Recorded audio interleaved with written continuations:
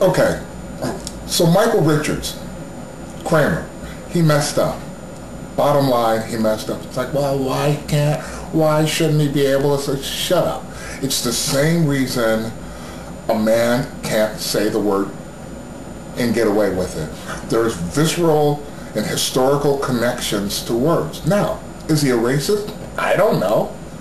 But I know that we can do things that we don't think we can because it's right below the surface. There's a level of insecurity in racism and sexism that we all have, and it's right below the surface. We know intellectually that it's the wrong thing to do. And sometimes when pushed into a corner, we bring these out because these are mechanisms of defense. Now, Mr. Richards, his problem was he didn't prepare as a stand-up comedian. That's it. As a stand-up comedian, there are certain mechanisms that you initiate to deal with hecklers. You practice it, you work it in, and you know when to use it. He didn't understand, he became frustrated, and he blew up, and hopefully it'll mess up his career. Not because he's a racist, it's because he tried to work in a medium that he apparently is not prepared to work in. That's it. So that's all I have to say about that.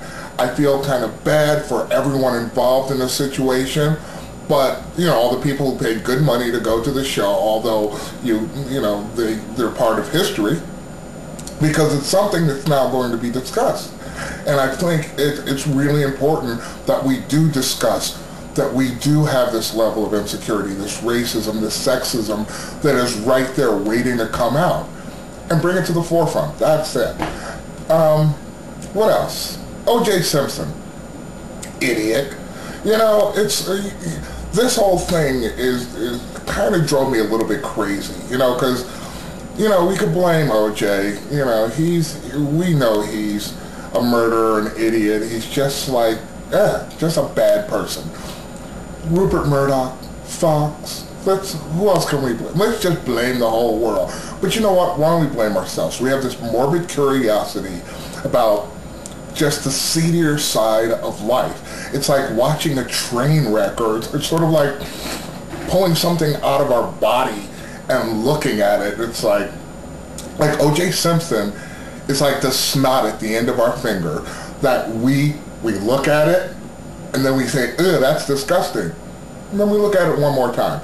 So let's put the blame where it belongs. It's all of us. It's our morbid curiosity. Look, I'm talking about it right now. I shouldn't be, but I am. I'm going to stop. That's it. Because also, within the context of our world, Kevin Federline, Britney Spears thing, Nicole Richie's losing weight, and blah, blah, blah.